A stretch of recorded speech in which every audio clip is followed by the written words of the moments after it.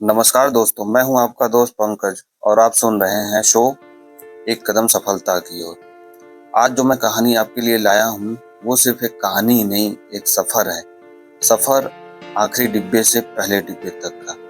और हो सकता है ये कहानी सुनकर आप अपने सफर को नई नजरों से देखना शुरू कर दें। तो कहानी है रवि की। रवि एक छोटे से गांव का लड़का है। सपने बड़े हैं लेकिन जेब में उतने पैसे नहीं है कि उन सपनों को खरीद सके। घर में कमाने वाला सिर्फ पिता। खेतों में मेहनत करते करते उनकी पीठ झुक चुकी थी। रवि पढ़ाई में अच्छा था लेकिन किताबों के लिए पैसे जुटाना हर महीने एक जंग जैसा था।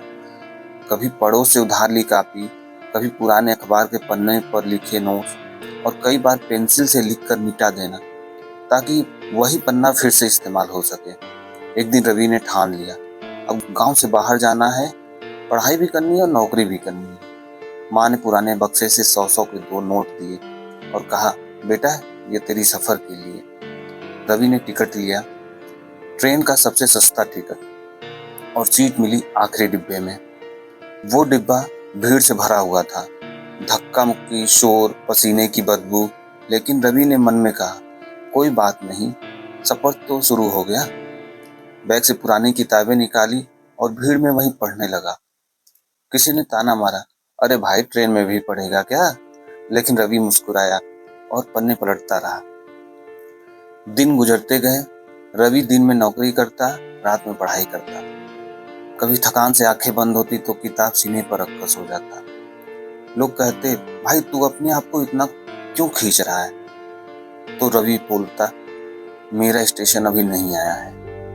कुछ साल बाद रवि ने एग्जाम पास किया, इंटरव्यू क्लियर किया और एक बड़ी कंपनी में नौकरी मिली। पहली सैलरी मिली तो उसने माँ को फोन किया, माँ मैं आ रहा हूँ, और इस बार आखिरी डिब्बे में नहीं, पहले डिब्बे में बैठकर। माँ चुप थी लेकिन आंसू फोन के इस पार भी सुनाई दे रहे थे। कुछ महीनों बाद रवि ने वही ट्रेन पकड़ी जो कभी उसे गांव से शहर लाई थी। इस बार एसी कोच, खिड़की के पास सीट, बाहर वही खेत, वही पुल, वही स्टेशन। लेकिन रवि अब अलग था।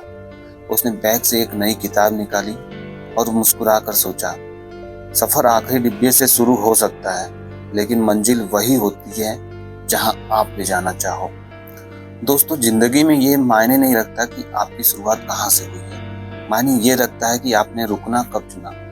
अगर आप आखिरी डिब्बे में हैं तो याद रखिए, रास्ता लंबा हो सकता है लेकिन पहला डब्बा आपकी पहुंच में है।